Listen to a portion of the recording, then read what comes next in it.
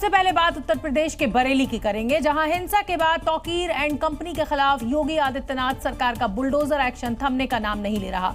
बरेली में लगातार दूसरे दिन भी राशिद और सरफराज के मैरिज हॉल पर बुलडोजर चला।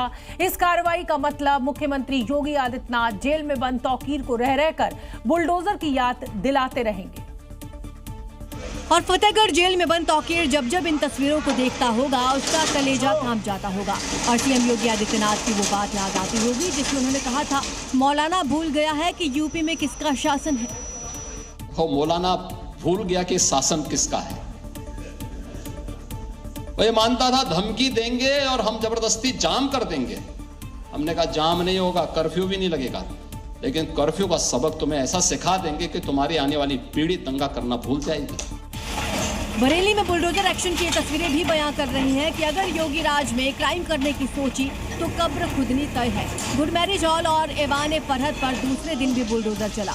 करोड़ों की अवैध संपत्तियों को बाबा के बुलडोजर ने जमींदोज कर दिया। ये दोनों मैरिज हॉल राशिद और सरफराज के हैं, जो बरेली हिंसा के मास्टरमाइंड तौकीर रजा के करीबी माने जाते हैं। बुलडोजर सिर्फ उत्तर प्रदेश में ही नहीं चल रहा है, गुजरात, छत्तीसगढ़ और बिहार में भी दहाड़ रहा है। कानून तोड़ने वाले हो या फिर अतिक्रमण करने वाले, बुलडोजर सबकी खबर ले रहा है। किसी को भी छोड़ा नहीं जा रहा है। और प्रशासन के आदेश के बाद अवैध निर्माण को मिट्टी में मिला रहा है। यूपी से शुरू हुआ बुलडोजर एक्शन अब देश भर में हिट हो रहा है, चाहे वो गुजरात हो, छत्तीसगढ़ हो या बिहार। पटना में अवैध निर्माण और कब्जे के खिलाफ एक्शन जारी रहा। सड़क किनारे जो कुछ भी अवैध दिख रहा है, बुलडोजर उसे हटा रहा है। एक के बाद एक कई अवैध कब्जों को जमींदोज कर दिया गया। भारी पुलिस बल की मौजूदगी में राजा बाजार इलाके में सड़क किनारे से अवैध दुकानों को हटाया गया। गुजरात के मोरबी में मणि मंदिर के पास की जमीन को अतिक्रमण मुक्त किया गया। एक साथ 6 बुलडोजर ने अवैध दरगाह पर प्रहार किया और देखते ही देखते अवैध निर्माण को ध्वस्त कर दिया। छत्तीसगढ़ के दुर्ग में गोलीकांड के आरोपी करण साव के खिलाफ बुलडोजर एक्शन हुआ। घर के अवैध निर्माण को जमींदोज कर दिया गया। यहाँ भी अपराधियों और अवैध निर्माण पर कार्रवाई तेज हो गई है। उत्तर प्रदेश में अवैध तरीके से रह रहे बांग्लादेशियों को मुख्यमंत्री योगी आदित्यनाथ अब भगाकर ही मानेंगे। उन्होंने पुलिस को लाउड एंड क्लियर संदेश दे दिया है कि हर हाल में बांग्लादेशी और रोहिंग्या की पहचान की जाए, उन्हें डिटेंशन सेंटर्स भेजा जाए। लखनऊ में आज तीसरे दिन भी चेकिंग अभियान चलाया गया। आरपीएफ और स्थानीय पुलिस ने गोमती नगर रेलवे स्टेशन के पास झुग्गियों में रह रहे लोगों की जांच की, उनके एक एक डॉक्यूमेंट को देखा। क्या नाम है तुम्हारा? देखिए, हर किसी के हाथ में डॉक्यूमेंट है। वो पुलिस को भारतीय नागरिक होने के सबूत दिखा रहे हैं। सीएम योगी के निर्देश और खुफिया इनपुट के बाद गोमती नगर रेलवे स्टेशन के पास चेकिंग अभियान चलाया गया। घनी झोपड़पट्टियां हैं यहाँ पर, और यहाँ पर इसी तरीके से जो इनपुट है वो यहाँ पर मिला हुआ था कि यहाँ पर कुछ जो घुसपैठियां हैं वो यहाँ पर रह रहे हैं। गोमती नगर रेलवे स्टेशन के अलावा डॉलीबाग इलाके की झुग्गियों में रह रहे लोगों की भी जांच की गई। इसके लिए बड़ी संख्या में पुलिस कर्मियों को लगाया गया। लखनऊ में सीएम योगी के निर्देश पर झुग्गियों, स्लम बस्ती, मदरसों और संदिग्ध जगहों की तलाशी ली जा रही है। आज तीसरे दिन भी ये अभियान जारी रहा। संसद में रामपुर से समाजवादी पार्टी के सांसद मोहिबुल्लाह नदवी ने जिहाद की वकालत की है और वो कह रहे हैं कि हिंदुस्तान में अब मुसलमान को दबाया जा रहा है, जुल्म सहने की सीमा पार हो रही है। संसद में वक्फ की संपत्ति के रजिस्ट्रेशन के मुद्दे पर चर्चा चल रही थी। समाजवादी पार्टी के सांसद मोहिबुल्लाह नदवी इस पर संसद में आपत्ति जता रहे थे। सरकार की नीति और नीयत पर पहले से ही शक का इल्जाम लगा रहे थे। मदनी के हवाले से समाजवादी पार्टी के सांसद मोहिबुल्लाह नदवी ने जिहाद की बात की। तंग कर दी गई है, जिसकी वजह से माननीय स्पीकर साहिबा, वो लोग जिनके पुरखों ने आजादी की लड़ाई लड़ी थी, मौलाना अरशद मदनी, वो कह रहे हैं कि जुल्म और नाइंसाफी के खिलाफ लड़ना शायद हमें दोबारा लड़ना पड़ेगा। हाल ही के दिनों में देखा जा रहा है कि मुस्लिम नेता जिहाद की बात खुलकर कर रहे हैं, लेकिन संसद में जिहाद की बात या इसका समर्थन कैसे किया जा सकता है? जमीयत उलेमाए हिंद के अध्यक्ष मौलाना महमूद असद मदनी जिहाद की बातों के बीच उन्होंने एक नया नफरती फॉर्मूला बताया है कि स्कूलों में जिहाद की पढ़ाई होनी चाहिए। और इतना ही नहीं, वो ये भी कह रहे हैं कि जिहाद का विरोध करने वाले देश के गद्दार हैं। सबसे पहले इस बच्चों को नफरती सोच डालने वाले मदनी के इस बयान को सुनिए। बिल्कुल पढ़ाया जाना चाहिए। सब सारे धर्मों में ये चीज मौजूद है और सबको पढ़ाया जाना चाहिए। मतलब मौलाना की माने तो जिहाद देश का बच्चा साइंस, अंग्रेजी और बाकी चीजों पर कम ध्यान दे, लेकिन जिहाद जरूर पढ़े। इतना ही नहीं, वो तो जिहाद को बहुत पवित्र और धार्मिक शब्द है कि जिहाद एक धार्मिक पवित्र शब्दावली है। इस्लाम की। अब अगर किसी को इस्लाम के साथ दुश्मनी है तो वो शौक से कहे। वहीं मौलाना के बयान पर बीजेपी का भी बयान सामने आया और पलटवार करते हुए कहा कि देश संविधान से चलता है। भारत संविधान से चलता है। भारत में जिहाद जो करेगा कानून उसे नहीं बख्शेगा। वक्फ संशोधन अधिनियम 2025 के मुताबिक 5 दिसंबर तक वक्फ संपत्तियों को उम्मीद पोर्टल पर ऑनलाइन दर्ज कराना अनिवार्य होगा। पंजीकरण की रफ्तार बेहद धीमी है, जिसके कारण मुस्लिम संगठन सरकार से समय सीमा बढ़ाने की अब मांग कर रहे हैं। अब इस पन्ने पर लिखे शब्दों पर जरा गौर फरमाइए। साफ साफ लिखा है उम्मीद पोर्टल पर रजिस्ट्रेशन के लिए कौन कौन से डॉक्यूमेंट चाहिए। और अब नीचे की लाइन को पढ़िए जिसमें लिखा है कि रजिस्ट्रेशन की आखिरी तारीख 5 दिसंबर 2025 है। मतलब साफ है कि अब रजिस्ट्रेशन में 48 घंटे से भी कम का समय बचा है। देश में कुल 8 लाख वक्फ संपत्तियां हैं। वक्फ संशोधन अधिनियम 2025 के अनुसार यदि कोई संपत्ति समय सीमा में उम्मीद पोर्टल पर दर्ज नहीं की जाती तो उसे वक्फ ट्रिब्यूनल, फिर हाई कोर्ट और सुप्रीम कोर्ट का सहारा लेना पड़ेगा। वक्फ ट्रिब्यूनल ने भी स्पष्ट कर दिया है कि जो संपत्तियां पोर्टल पर दर्ज नहीं होंगी उनके मुकदमे सीधे खारिज कर दिए जाएंगे। सरकार से मुस्लिम नेताओं की मांग है कि उम्मीद पोर्टल की समय सीमा बढ़ाई जाए और सर्वर को तत्काल दुरुस्त किया जाए ताकि वक्फ संपत्तियां सुरक्षित रह सके। टीएमसी विधायक हुमायूं कबीर ने पश्चिम बंगाल प्रशासन को 6 दिसंबर वाली बड़ी धमकी दे दी है और वो कह रहे हैं कि 6 दिसंबर को मुर्शिदाबाद का हाईवे मुसलमानों का होगा, जिसे रोकना है रोक ले। बाबरी की आधारशिला भी वो रख के रहेंगे। अब ये समझना मुश्किल नहीं कि हुमायूं कबीर धमकियों पर उतारू हो गए हैं। वो बाबरी के लिए किसी भी हद तक जाने को तैयार हैं। चैलेंज থাকলো আমার মুর্শিদাবাদের প্রশাসনকে 6 তারিখে রেজিনগর থেকে বহরমপুর NH-34 আমার দখলে থাকবে, মুসলিমদের দখলে থাকবে, मुर्शिदाबाद मुस्लिमদের না। हुमायूं की इन धमकियों का सीधा मतलब ये है कि प्रशासन की इजाजत मिले ना मिले, विरोध कितना भी हो, वो बाबरी की नींव डालने के लिए कुछ भी करने को तैयार है। और यही वजह है कि अब खुली धमकी दे रहे हैं। इस तरह के भड़काऊ भाषा के बावजूद कई सारे मुस्लिम नेता मस्जिद बनाने के लिए हुमायूं का समर्थन भी कर रहे हैं। तो लोग इस पर आपत्ति कर रहे हैं। आपत्ति नहीं करनी चाहिए। अगर इस देश के अंदर मंदिर बन सकता है तो मस्जिद बनने में क्या आपत्ति है? नाम से क्या दिक्कत है? किसी कोई अपनी जमीन पे कहीं भी कुछ कर ले। हुमायूं कबीर हर दिन बयानों की नई किश्त जारी कर देते हैं। ऐसे में अब ये देखने वाली बात है कि 6 दिसंबर को हुमायूं कबीर क्या करने वाले हैं और क्या उनके भड़काऊ बयानों पर बंगाल सरकार कोई एक्शन लेगी या फिर हुमायूं का बाबरी कार्यक्रम प्लान पूरी तरह से जारी रहेगा। 6 दिसंबर के पहले बाबरी पर देश में पारा हाई है। देश के पहले प्रधानमंत्री पंडित नेहरू को लेकर दिए रक्षा मंत्री राजनाथ सिंह के बयान पर अब सियासत गर्मा गई है। कांग्रेस अब रक्षा मंत्री से सबूत मांग रही है, क्योंकि कार्यक्रम में रक्षा मंत्री राजनाथ सिंह ने बाबरी विवाद में पूर्व पीएम पंडित नेहरू का नाम जोड़ दिया। राजनाथ सिंह के मुताबिक जवाहरलाल नेहरू बाबरी मस्जिद को सार्वजनिक धन से बनाना चाहते थे, लेकिन सरदार वल्लभ भाई पटेल ने इस योजना को सफल नहीं होने दिया। पंडित जवाहरलाल नेहरू बाबरी मस्जिद के मुद्दे पर सरकारी खजाने से पैसा खर्च करने की बात जब उन्होंने छेड़ी थी, सरकारी खजाने से पैसा खर्च करके बाबरी मस्जिद बनवाई जानी चाहिए, उसका भी विरोध यदि किसी ने किया था तो गुजराती माँ की कोख से पैदा हुए सरदार वल्लभ भाई पटेल ने ही किया था। मेरे बहन भाई, राजनाथ सिंह के इस बयान ने संसद के शीतकालीन सत्र में गर्मागर्म बहस छेड़ दी है और इतिहास बन चुकी बाबरी का जिन फिर बाहर आ गया है। हम इतना कहना चाहते हैं कि आज दोनों इस दुनिया में नहीं, कम से कम उनका नाम लेकर झूठ बोलने का पाप मत करिए। पंडित नेहरू कांग्रेस के स्तंभ है और राजनाथ सिंह के इस बयान के बाद कांग्रेस मोर्चा खोल चुकी है। अब देखना यह है कि विवाद किस करवट बैठता है। संसद सत्र शुरू होते ही अब एक बार फिर से डॉग विवाद पर राजनीति गर्मा गई है। आज संसद परिसर में रिपोर्टर ने सांसद रेणुका चौधरी से एक सवाल पूछ लिया और उस सवाल के जवाब जो मिला वो आप सुनिए। भौं भौं उन्होंने कहा। जी हाँ, उन्होंने कुत्ते की भाषा में उस आवाज को निकाला। चलिए दिखाते हैं कांग्रेस सांसद ने ऐसा आखिर क्यों किया। लगता है कांग्रेस सांसद रेणुका चौधरी बड़ी तगड़ी वाली डॉग लवर है, तभी तो जब से संसद शुरू हुई डॉग की ही बातें कर रही हैं। आज संसद परिसर में उनसे डॉग विवाद पर सवाल पूछा गया तो उन्होंने सुनिए क्या कहा।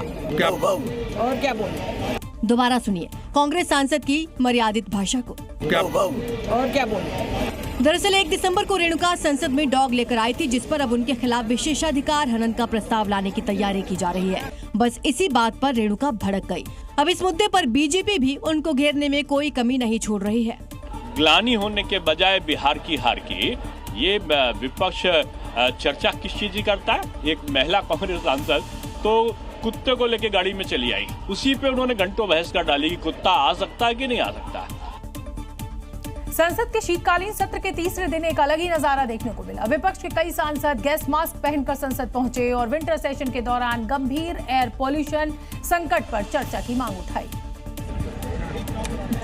ये वीडियो देखकर डरना नहीं है। कांग्रेस सांसद इमरान मसूद को ऑक्सीजन की कमी नहीं हुई है, बल्कि ये अनोखा प्रदर्शन करने का अनोखा तरीका है। संसद परिसर में आज कांग्रेस सांसद इमरान मसूद ऑक्सीजन सिलेंडर लेकर पहुंचे, जिसने सबको हैरान कर दिया। उन्होंने इसे काले रंग के बैग में रखा हुआ था और बहुत शान से दिखा रहे थे। उनसे पूछा गया कि इसे साथ लेकर चलते हैं। वहीं कुछ विपक्षी सांसद भी दिल्ली के जहरीले वायु प्रदूषण के खिलाफ विरोध जताने के लिए आज संसद पहुँचते समय गैस मास्क पहनकर आए। कांग्रेस सांसद दीपेंद्र सिंह हुड्डा ने कहा, हमारा मास्क पहने बिना सांस लेना दूभर हो गया है।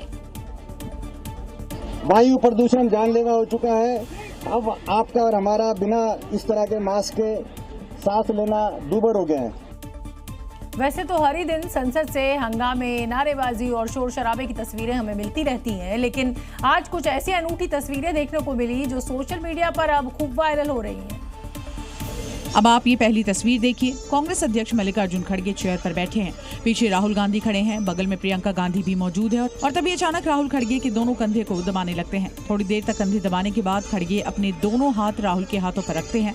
इस दौरान प्रियंका गांधी भी यहाँ पर खड़गे से मुस्कुराकर इशारों में कुछ कहती हुई नजर आ रही है। जब राहुल ऐसा कर रहे होते हैं तो वहाँ पर मौजूद सभी लोग हंसते हैं।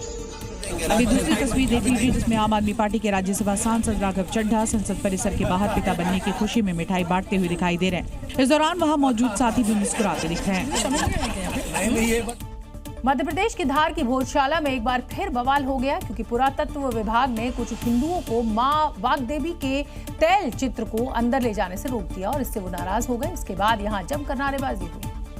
दरअसल ऐतिहासिक भोजशाला में हर मंगलवार को मां वाग्देवी का तैल चित्र ले जाकर हनुमान चालीसा का पाठ होता है, लेकिन इस बार भोज उत्सव समिति के लोग मां वाग्देवी के नए चित्र को ले जाना चाहते थे, लेकिन एएसआई के गार्ड से रोक दिया, जिससे विवाद बढ़ गया। वहीं हिंदुओं का कहना है कि भोजशाला एएसआई के संरक्षण में है, ऐसे में उर्स के नाम पर रंगाई पुताई क्यों हो रही है? अगर हो रही है तो उनके भी नए चित्र को ले जाने दिया जाए। एएसआई के बिना अनुमति के सब रंगाई पुताई हो रही है, कार्यक्रम चल रहे हैं, तो ये पक्षपात नहीं होना चाहिए। ऐतिहासिक और संवेदनशील स्थल भोजशाला की देखरेख एएसआई के जिम्मे है। यहाँ स्पष्ट किया कि परिसर में किसी भी प्रकार की नई धार्मिक सामग्री या प्रतीक ले जाने की इजाजत नहीं है। और बात पते की इस समय की एक बड़ी खबर आपको बता दें, करनाल में, हरियाणा के करनाल में एक भीषण सड़क हादसा हुआ है। 4 लोगों की मौत हो गई है, कई लोग इसमें घायल हुए हैं। बेकाबू ट्रक ने कार और बाइक में टक्कर मारी है। ये तस्वीरें डराने वाली है। कार की स्थिति देखकर ये आप अंदाजा लगा सकते हैं कि इसमें बैठा हुआ कोई भी व्यक्ति जिंदा तो शायद नहीं बचा होगा। तेलंगाना के मुख्यमंत्री रेवंत रेड्डी के हिंदू देवी देवता को लेकर दिए गए बयान पर अब विवाद खड़ा हो गया है। हैदराबाद में बीजेपी कार्यकर्ता सड़कों पर उतर आए और बयान के विरोध में जमकर बवाल काटा। विरोध, नारेबाजी, पुलिस के साथ धक्का मुक्की और फिर गिरफ्तारी, ये सब सीएम रेवंत रेड्डी के बयान का रिएक्शन है, जो हैदराबाद के सड़कों पर दिखाई दिया। साथ ही बीजेपी ने कांग्रेस की मानसिकता को लेकर भी सवाल उठाए। यह कांग्रेस पार्टी के मनसा के अंदर किस प्रकार से हिंदुओं के खिलाफ एक जहर भरा हुआ है वो दर्शाता है। लेकिन सीएम रेवंत रेड्डी के किस बयान पर इतना सियासी बवाल मचा हुआ है वो भी सुनिए। హిందువులలో ఎన్ని దేవతలు ఉండ్రు, ఎంతమంది దేవుళ్ళు? 3 కోట్లు ఉండ్రా? ఎందుకునే పెళ్లి చేసుకోవడానికి హనుమంతుడు ఉన్నాడు, 2 పెళ్లిళ్ళు చేసుకునేటోనికి ఇంకొక ఆయన దేవుడు ఉన్నాడు, మందు తాగేటోళ్ళకి ఓ దేవుడు ఉన్నాడు, ఎల్లమ్మ, పోషమ్మ, మైసమ్మ, కళ్ళు గొయ్యాలి, కోడి గొయ్యాలి అనేటోళ్ళకు, పప్పన్నం తినేటోళ్ళకు కూడా దేవుడు ఉండు, అవునా? उधर रेवंत रेड्डी के बयान को लेकर फिलहाल कांग्रेस पार्टी की तरफ से कोई प्रतिक्रिया नहीं आई है। जम्मू कश्मीर में माता वैष्णो देवी श्राइन बोर्ड के मेडिकल कॉलेज पर जो गुस्सा भड़क रहा है, उसमें मुख्यमंत्री उमर अब्दुल्ला के बयान ने इस विवाद में और आग में घी डालने का काम किया है। उमर अब्दुल्ला ने मेडिकल कॉलेज में मुस्लिमों को सीट नहीं देने पर श्राइन बोर्ड को 2 नसीहत दे डाली। पहला काम, उन्हें सरकार से पैसा लेना बंद करना होगा। ग्रांट इन एड लिया जाता है, वो ग्रांट इन एड लेना बंद कर दीजिए। दूसरा काम, मुफ्त की जमीन वापस करें। जो मुफ्त में जमीन मिली उसका आप पैसा दे दीजिए और उसके बाद आप अपने यूनिवर्सिटी का कानून बदल के इसको एक ही मजहब के लिए रखिए, हमें कोई एतराज नहीं। सीएम के बयान पर बीजेपी कहाँ चुप रहने वाली थी। मुख्यमंत्री महोदय की जो फ्रस्ट्रेशन है वो उनके अल्फाजों में दिख रही है। हम समझ सकते हैं कि बडगाम का हारना नगरोटा में मुंह की खाना, तो उसको कहीं ना कहीं तो निकालेंगे ही। और यहाँ पर यह समझना जरूरी है कि नीट का एग्जाम क्वालिफाई कर रैंक के हिसाब से मेडिकल कॉलेज अलॉट होता है, और जो बच्चे जहाँ की चॉइस भरते हैं उन्हें उनकी रैंक के हिसाब से ये चॉइस मिलती है। तो हिंदू और मुसलमान एंगल देना कहीं ना कहीं समझ से परे है। अगली खबर का रुख करेंगे। मुंबई के गोरेगांव में विवेक विद्यालय में ड्रेस कोड को लेकर विवाद खड़ा हो गया है। छात्राओं को क्लास के अंदर बुर्का पहनकर आने पर रोक लगा दी गई है और इसका ओवैसी की पार्टी जोरदार विरोध कर रही है। कॉलेज प्रबंधन की रोक के बाद छात्राएं चौंक गई हैं, क्योंकि सालों से कॉलेज में बुर्के पर कोई बैन नहीं था, लेकिन अचानक लागू किए गए इस नियम से छात्राओं में नाराजगी है। सितंबर में स्कूल चालू होने वाला था, उससे एक दिन पहले आया था हम लोगों को कोड ऑफ कंडक्ट आया था, जिसमें लिखा हुआ था कि आप नकाब, एक दिन पहले ही बताया था उन्होंने कि हम लोग क्लास में लेक्चर अटेंड नहीं कर सकते बुर्के के साथ। तो वहीं अब इस मामले में असदुद्दीन ओवैसी की पार्टी की भी एंट्री हो गई है, जो इस कॉलेज के नियम को बेबुनियाद बता रही है। सबसे पहले तो मैं विवेक कॉलेज के बारे में बताना चाहूँगी, अगर उनका कुछ ऐसा रूल्स एंड रेगुलेशन था तो उनको बच्चियों को पहले इन्फॉर्म कर देना चाहिए था। वहीं स्कूल का मानना है कि छात्रों को ऐसे किसी भी पहनावे या कपड़े से बचना चाहिए जो कि कॉलेज या स्कूल में धर्म या सांस्कृतिक असमानता को दर्शाता है। जम्मू कश्मीर में आतंकी घुसपैठ के खतरे को देखते हुए सुरक्षा बल अब हाई अलर्ट मोड में है। कठुआ के वसंतगढ़ से लेकर सांबा और जम्मू बॉर्डर तक बड़े पैमाने पर सर्च ऑपरेशन चलाया जा रहा है। एक हाइडआउट्स को खंगाला जा रहा है। यानी जम्मू कश्मीर में घुसपैठ की रणनीति बना रहे आतंकियों के पीछे मौत मंडरा रही है। ये तस्वीर जम्मू कश्मीर के सीमावर्ती इलाकों की है, जहां पर सुरक्षा बल पूरी तरह से अलर्ट मोड में नजर आए। आप देख सकते हैं किस तरह का एक हाइडआउट बना हुआ है, जिसमें आतंकी अपने हथियार और कई सारे गोला बारूद छुपाने के साथ साथ जो कोशिश है वो ये करते हैं कि इन इलाकों में छुपा जाए। जम्मू कश्मीर पुलिस और सुरक्षा बलों द्वारा एंटी हाइडआउट ऑपरेशन चलाया जा रहा है, क्योंकि सुरक्षा एजेंसियों को इनपुट मिला है कि आतंकी सीमा पार से घुसपैठ की कोशिश कर रहे हैं और घुसपैठ के बाद छिपने और हथियार छुपाने के लिए यही ठिकाने बनते हैं। जंगलों में कॉम्बिंग जारी है। हर मोर्चे पर सुरक्षा बल पूरी तरह से मुस्तैद है, यानी साफ है जहां जहां आतंकी अपने ठिकाने बनाने की कोशिश करेंगे, सुरक्षा बल वहां उनके लिए पहले से ही जन्नुम का रास्ता तैयार कर रहे हैं। छत्तीसगढ़ के सुरगुजा में कोयला खदान के विस्तार को लेकर हालात बेकाबू हो गए हैं। अमेरा कोल माइंस में महीनों से चल रहा आंदोलन अचानक हिंसक हो गया। पुलिस और प्रदर्शनकारियों के बीच यहां जोरदार टकराव देखने को मिला। साउथ ईस्टर्न कोलफील्ड लिमिटेड की अमेरा कोल खदान पर अब बुलडोजर गरज रहा है। ग्रामीणों ने पुलिस पर पथराव किया था। पुलिस लगातार हालात पर काबू पाने की कोशिश में जुटी है। भारी संख्या में पुलिस बल तैनात है। इन ग्रामीणों का आरोप है कि एसईसीएल उनके खेतों और जंगलों को उजाड़कर खदान का विस्तार करना चाहती है, इसीलिए कोल खदान के एक्सटेंशन को लेकर ग्रामीण उग्र हो गए। जैसे ही पुलिस ने भीड़ को रोकने की कोशिश की, हालात बिगड़ गए। ग्रामीणों ने पुलिस पर पथराव कर दिया, जिसके बाद हालात पर काबू पाने के लिए पुलिस को लाठीचार्ज करना पड़ा। आंसू गैस के गोले दागने पड़े। हालांकि पत्थरों की बौछार में करीब 40 पुलिसकर्मी घायल हो गए। इस टकराव में कई ग्रामीण भी घायल हुए हैं। फिलहाल माइंस इलाके में भारी पुलिस बल तैनात है। जिला प्रशासन हालात पर लगातार नजर बनाए हुए है। किसी भी स्थिति में निपटने की कोशिश पूरी है। 24 घंटे बाद रूस के राष्ट्रपति व्लादिमीर पुतिन भारत के दौरे पर आएंगे, लेकिन इस यात्रा से पहले पुतिन की एक वार्निंग ने यूरोपीय देशों को तनाव में डाल दिया है। मॉस्को में पुतिन ने यूरोप को सख्त चेतावनी दी है कि अगर वो रूस से जंग शुरू करेंगे तो यूरोप का ऐसा हाल होगा कि बातचीत करने वाला भी कोई नहीं बचेगा। और ये चेतावनी राष्ट्रपति पुतिन ने उस वक्त दी जब अमेरिका के विशेष दूत स्टीव विटकॉफ और जॉरेड कुशनर के साथ यूक्रेन को लेकर उनकी बैठक होने वाली थी। लेकिन पुतिन ने साफ कर दिया कि वो यूरोप के दबाव में झुकने वाले नहीं हैं। पुतिन ने कहा कि पूर्वी यूक्रेन के शहर पोक्रोव्स्क पर कब्जा विशेष सैन्य अभियान के शुरुआती लक्ष्यों को पूरा करने का मजबूत आधार है। इसके साथ ही पुतिन ने कहा कि ट्रंप के शांति प्रयासों पर यूरोप बाधा बन रहा है। करीब 4 साल से चल रहे रूस यूक्रेन युद्ध को खत्म करने की अमेरिका से पुतिन की बातचीत भी बेनतीजा रही। 5 घंटे तक चली इस बैठक का कोई नतीजा नहीं निकला। इस बीच पुतिन ने यूरोप को चेताया कि अगर वो वाकई युद्ध ही चाहता है तो जान ले कि हार ऐसी होगी कि शांति वार्ता की गुंजाइश भी नहीं बचेगी। राष्ट्रपति व्लादिमीर पुतिन 4-5 दिसंबर को भारत की राजकीय यात्रा पर आ रहे हैं और इस यात्रा के दौरान पुतिन 23वें भारत रूस वार्षिक शिखर सम्मेलन में भाग लेंगे और प्रधानमंत्री मोदी के साथ बातचीत करेंगे। पुतिन भारत दौरे के लिए अपने आधिकारिक विमान IL-96-300PU का इस्तेमाल करेंगे। इसे फ्लाइंग क्रेमलिन भी कहा जाता है, जो अमेरिकी राष्ट्रपति के एयरफोर्स 1 के समान है। ये लग्जरी सुविधाओं से लैस है और इसमें एडवांस कम्युनिकेशन सिस्टम और anti missile defence jammer system और दुनिया के किसी भी कोने से रूस के परमाणु शस्त्रागारों को फायर करने के निर्देश दिए जा सकते हैं। यह हवा में एक मोबाइल कमांड सेंटर के रूप में काम कर सकता है।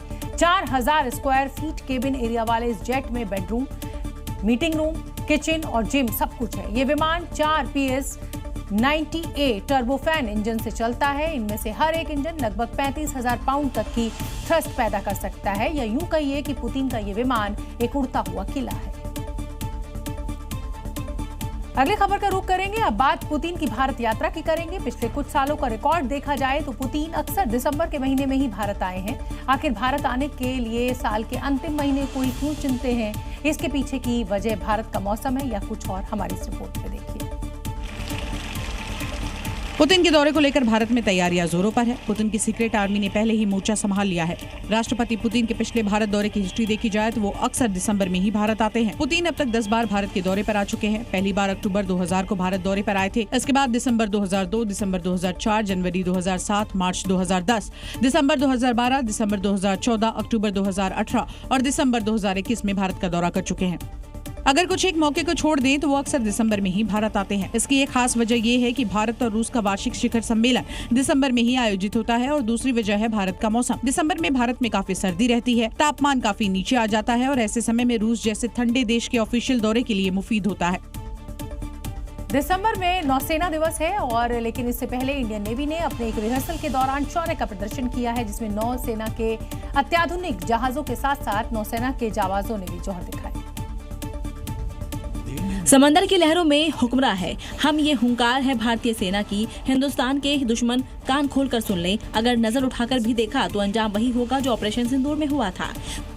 कल 4 दिसंबर है। ऐसे में नौसेना दिवस के मौके पर तिरुवनंतपुरम के शंगुमुखम तट पर भव्य ऑपरेशनल प्रदर्शन किया जाएगा। युद्धपोतों, नौसेना के विमानों और पनडुब्बियों द्वारा समुद्री शक्ति का एक शानदार प्रदर्शन किया जा रहा है। इस ऑपरेशन डेमो को मुख्य आकर्षण हॉक्स फाइटर जेट होंगे, जो समुद्री संचालन और गोलीबारी के तालमेल को दिखाते हुए लड़ाकू विमानों का तेजी से जमीन की तरफ आना और फिर तेजी से ऊपर उठना इस खास कार्यक्रम का सेंटर ऑफ अट्रैक्शन है। तिरुवनंतपुरम के शंगुमुखम तट पर नेवी का ऑप डेमो 2025 मनाया जा रहा है और इस ऑप डेमो में नेवी अपनी क्षमता का प्रदर्शन कर रही है। इस कार्यक्रम में राष्ट्रपति द्रौपदी मुर्मू भी मौजूद रहे। ये देखिए किस तरीके से यहाँ पर शौर्य की कहानी को रचा जा रहा है।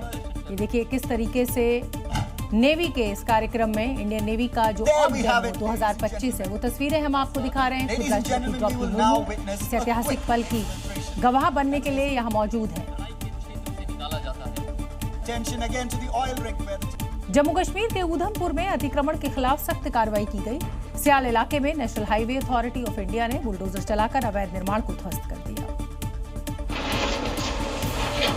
यहाँ NHAI की टीम भारी पुलिस बल के साथ अतिक्रमण हटाओ अभियान चलाती नजर आ रही है। देखिए कैसे नेशनल हाईवे किनारे बने अवैध निर्माण पर बुलडोजर गरज रहा है, अतिक्रमण को मिट्टी में मिला रहा है।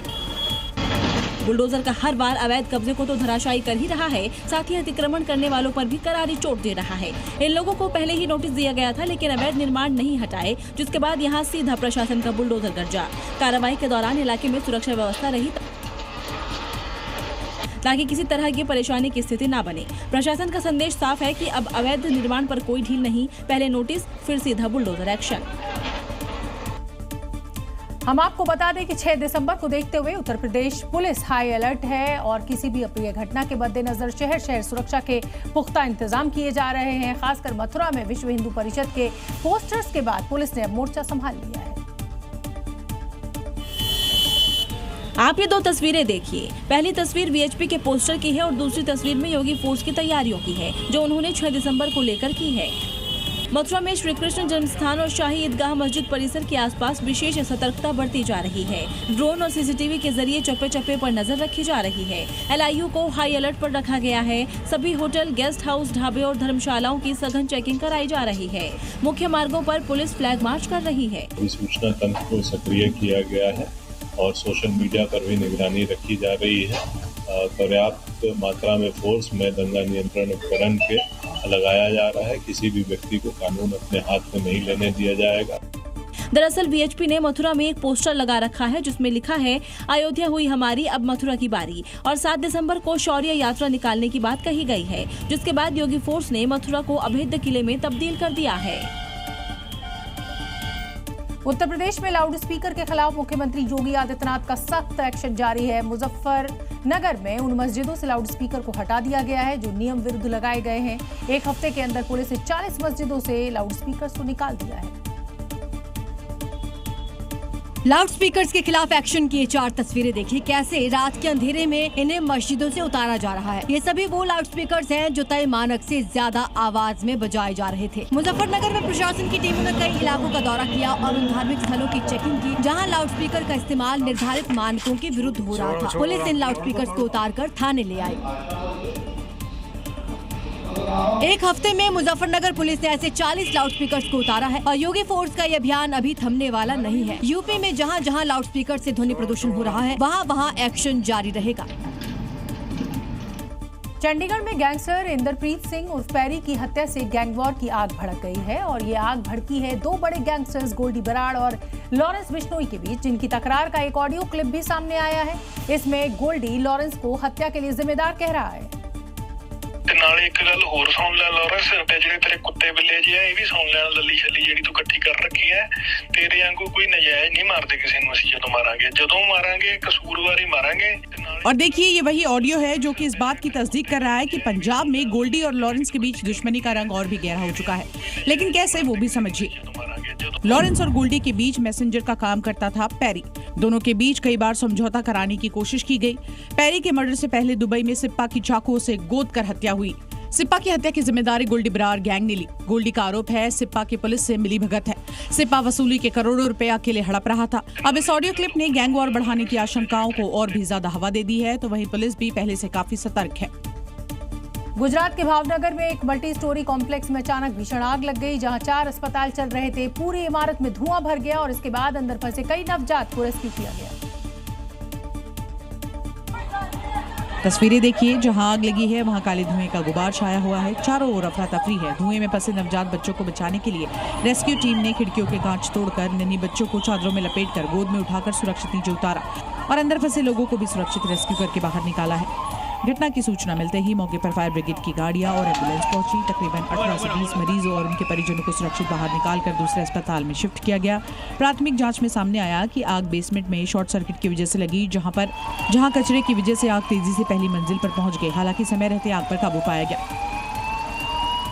अगली खबर उत्तर प्रदेश के बनारस से, जहां छात्रों और सिक्योरिटी गार्ड्स के बीच हिंसक झड़प हो गई। दोनों ओर से जमकर पत्थर चले। उपद्रवियों ने कई गमले और कुर्सियों को तोड़ दिया और इस झड़प में कई छात्र घायल भी हुए हैं। और जिधर नजर जा रही है उधर पत्थर ही पत्थर नजर आ रहे हैं।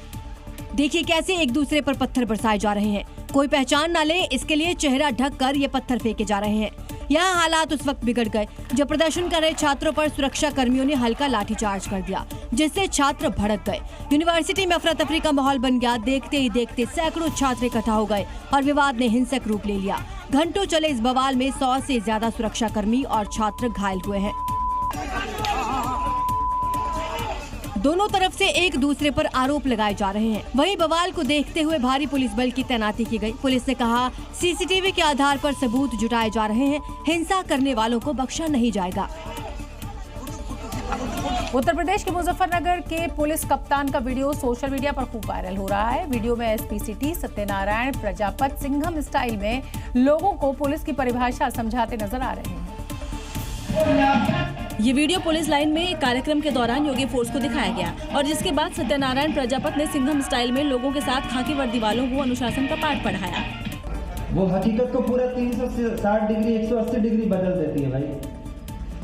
मतलब ये जितने पुलिस वाले बैठे हैं या इधर बैठे हो चाहे सामने बैठे हो, इतने नालायक हो क्या आप लोग? कप्तान साहब ने बिल्कुल क्लियर कट कर दिया कि योगी फोर्स को हल्के में नहीं लेना। 4 गोली चलाएगी, 2 तो जाके लगी जाएगी, चाहे कितनी भी दूर से चलाना हो। अच्छा, सामने जो गैंगस्टर है वो 1 गोली चला रहे, पुलिस की गाड़ी उड़ जा रही है। जो डीएसपी मैडम है उनकी ग्लोब खराब हो जा रही है उसी टाइम पे। इतना खराब नहीं है पुलिस का सिस्टम। ट्रैफिक रूल्स तोड़ने वालों को भी एसपी सिटी ने सबक सिखा दिया। किसी गाड़ी की ब्रांड का नाम ले लिया और बोल दिया कि भाई इसमें बैठने के बाद में आदमी में ज्यादा दिलेरी आ जाती है। यही तो बता रहे थे गाने में कि ये जो दिलेरी है वो खून में है, वो कहीं बाजारों में नहीं मिलती है। शादियों के मौसम में खाने की थाली तक जहर पहुंचाने की बड़ी साजिश का पर्दाफाश हुआ है। उत्तर प्रदेश और हरिद्वार में मिलावटखोरों के खिलाफ खाद्य विभाग ने बड़ी कार्रवाई की है। नकली दूध और पनीर को नष्ट किया गया है। उत्तर प्रदेश से उत्तराखंड तक मिलावटखोरी के बड़े नेटवर्क पर खाद्य विभाग की गाज गिरी है। तस्वीरें हैं मुरादाबाद की, जहां खाद्य विभाग की टीम ने बड़ी कार्रवाई की। 10 क्विंटल नकली पनीर और 500 लीटर मिलावटी दूध जब्त कर नष्ट कर दिया गया। यहां शादी समारोहों और बाजारों में नकली पनीर के इस्तेमाल की शिकायतें मिल रही थी। इसके बाद कई इलाकों में छापेमारी कर एक्शन लिया गया। उधर हरिद्वार में भी खाद्य विभाग और पुलिस की संयुक्त कार्रवाई में 700 किलो नकली पनीर जब्त कर दफन कर दिया गया। यह पनीर भी शादी समारोह में सप्लाई के लिए ले जाया जा रहा था। कार्रवाई से साफ है कि खुशियों में जहर घोलने वालों की साजिश कामयाब नहीं होगी। चंदौली के दीनदयाल उपाध्याय जंक्शन पर जीआरपी और आरपीएफ की टीम ने आज एक बड़ी कार्रवाई की। चेकिंग के दौरान एक युवक के बैग से 35 लाख रुपए से ज्यादा का कैश बरामद हुआ। ये है रेलवे का चेकिंग रूम, जहां पर टेबल पर जीआरपी अधिकारी ने एक सफेद बैग रखा है। ये कोई आम सफेद बैग नहीं, इसमें 35 लाख रुपए की मोटी रकम है। अधिकारी इस बैग को खोलते हैं और एक एक करके नोटों की गड्डी को टेबल पर रखते हैं। और इस बैग से 1-2 नहीं बल्कि 70 नोटों की गड्डी मिली है, वो भी 500 के नोटों की। सभी इतनी मोटी रकम देखकर हैरान रह जाते हैं। कैश की मात्रा जो कि ज्यादा थी, तो उसको ला करके पोस्ट पे उससे जब अग्रिम जांच पड़ताल की गई तो उसके पास कुल 35,33,760 रुपए बरामद पाए गए। पकड़ा गया युवक रत्नेश पांडे है, जो कि प्रयागराज का रहने वाला बताया जा रहा है। पूछताछ में युवक रकम का सोर्स नहीं बता सका। कर्नाटक और आंध्र प्रदेश के किसानों ने अपनी फसल को बुरी नजर से बचाने के लिए एक अनोखा जुगाड़ ढूंढा है और वो अपने खेतों के नजदीक बॉलीवुड एक्ट्रेस सनी लियोनी के फ्लेक्स पोस्टर्स लगा रहे हैं। यकीन ना हो रहा हो तो आप ये तस्वीर देख लीजिए। 1, 2, 3, 4 हर खेत पर सनी लियोनी के पोस्टर लगाए गए हैं। आलम यह है कि राहगीर कपास के खेत से ज्यादा उन पोस्टर को देखकर रुक जाते हैं। ये तस्वीरें कर्नाटक के यादगीर जिले की है, जहां एक किसान ने अपने सफेद सोना यानी कपास की फसल को बचाने के लिए यह आइडिया अपनाया है। किसान का मानना है कि इस बार उसकी कपास की पैदावार बेहद अच्छी है। अब वो नहीं चाहता कि कोई व्यक्ति जलन भरी नजरों से फसल देखे और फिर नजर लग जाए, इसलिए उसने अपने खेतों में एक्ट्रेस सनी लियोनी की तस्वीर लगा ली है। उसका मानना है कि ऐसा करने से उसकी कपास की फसल को बुरी नजर नहीं लगेगी। ऐसा पहली बार नहीं है, इससे पहले भी किसान बिकनी में सनी लियोनी के पोस्टर खेतों में लगा चुका है। किसानों ने बताया है कि पोस्टर लगाने के बाद से फसल अच्छी हुई थी। सहारनपुर के खटकाहेड़ी गांव में उस समय आज अफरा तफरी मच गई जब प्रेमी की शादी की खबर मिलते ही उसकी प्रेमिका अचानक बारात में पहुंच गई। फिर क्या था, माहौल तनाव में बदल गया और शादी की रस्में वहीं की वहीं रुक गई। पिंक सूट पहने ये महिला ने बारात घर में घायल शेरनी की तरह एंट्री की। उसके बाद साथ में एक पुलिस वाला भी है। उसको पता है कि जो मंडप में बैठा है वो उसका प्रेमी है और तभी तो पुलिस वाले को जल्दी आने को कहती है। और फिर क्या था, भागकर स्टेज पर चढ़ जाती है जहां उसका प्रेमी दूल्हा बनकर बैठा है। शादी में चल रहा म्यूजिक बंद हो जाता है और चिल्लाने की आवाजें आने लगती है। प्रेमी को प्रेमिका धक्का देकर गिरा देती है और वहां खड़े लोग लड़की को छुड़ाने की कोशिश करते हैं। पुलिसकर्मी भी शांत कराने की कोशिश करते हैं। बाराती और महिला के बीच बहुत देर तक हाई वोल्टेज ड्रामा हुआ, लेकिन प्रेमिका ने धोखेबाज प्रेमी को बख्शा नहीं। दूल्हे ने कुछ तो किया है, तभी तो उसने अपनी शादी में काला हुड और मुंह पर मास्क पहना हुआ है। बिहार से लेकर उत्तर प्रदेश तक सड़कों पर आग का तांडव देखने को मिला। बीच सड़क चलती या खड़ी कार में अचानक आग लग गई और चंद ही मिनटों में ये कार जलकर राख हो गई। बिहार और यूपी की सड़कों पर आग का भयंकर रूप देखने को मिला। ये तस्वीरें हैं पटना के जेपी गंगापथ की, जहां एक सीएनजी कार में अचानक आग लग गई। कुछ ही सेकंड में आग ने पूरी कार को अपनी चपेट में ले लिया। लपटें इतनी तेज थी कि दूर से धुएं का गुबार दिखने लगा। मौके पर अफरा तफरी मच गई, लोग इधर उधर भागने लगे। बताया जा रहा है कि ये कार एक डॉक्टर की थी। गनीमत रही कि डॉक्टर समय रहते सुरक्षित बाहर निकल आए। वहीं यूपी के मैनपुरी में बीच सड़क पर चलती कार में अचानक आग लग गई। देखते ही देखते कार आग का गोला बन गई। सड़क पर हड़कंप मच गया। ड्राइवर ने कूदकर अपनी जान बचाई। दमकल की टीम ने काफी मशक्कत के बाद आग पर काबू पाया, लेकिन तब तक कार जलकर खाक हो चुकी थी। और इस समय की एक बड़ी खबर आपको बता दें, इंडिगो की 200 से ज्यादा फ्लाइट्स रद्द हो गई हैं। फ्लाइट्स रद्द होने पर इंडिगो ने बयान दिया है। इंडिगो ने यात्रियों से माफी भी मांगी है। मौसम और तकनीकी वजह को बताया है जिम्मेदार। पिछले 2 दिनों में 200 से ज्यादा फ्लाइट्स रद्द हुई हैं इंडिगो की। यात्रियों की परेशानी का अंदाजा लगाइए। लोगों को शादियों में जाना है, अपने किसी और मौके पर पहुंचना है, लेकिन अचानक अगर इस तरीके से फ्लाइट्स कैंसिल हो जाएं तो कितनी दिक्कत आप समझ सकते हैं यात्रियों को पेश आई होगी। हालांकि इंडिगो ने माफी मांगी।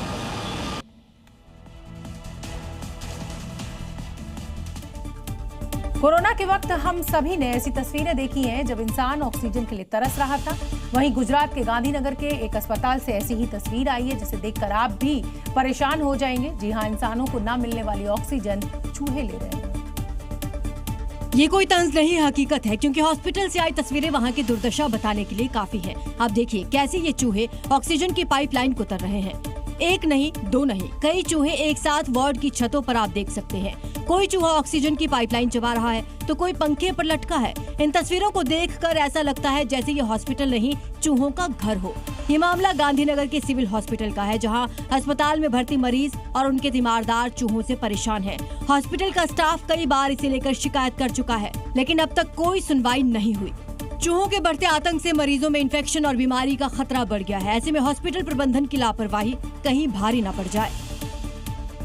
आपने शराब तस्करी के अब तक अलग अलग फॉर्मूले देखे होंगे, लेकिन उत्तराखंड में तस्करी का एक ऐसा जुगाड़ दिखा जिसे देखकर आबकारी विभाग भी हैरान रह गया। सामान्य रूप से चल रही 2 कारों में 25 पेटी शराब बरामद की गई। और ये रही उसकी तस्वीरें। देखिए कार में शराब को कैसे छिपाया गया था। कहीं कार के बैक गेट में शराब की बोतलें निकल रही है तो कहीं ड्राइवर वाले गेट के पास से आबकारी विभाग के कर्मचारी शराब निकाल रहे हैं। पहला गेट, दूसरा गेट, तीसरा गेट, जितने गेट खंगाले गए हर जगह से शराब की बोतलें निकली। कुछ ऐसा ही नजारा दूसरी कार का भी था। कहीं सीट के नीचे से बोतलें निकल रही हैं तो कहीं उस कार के भी गेट से।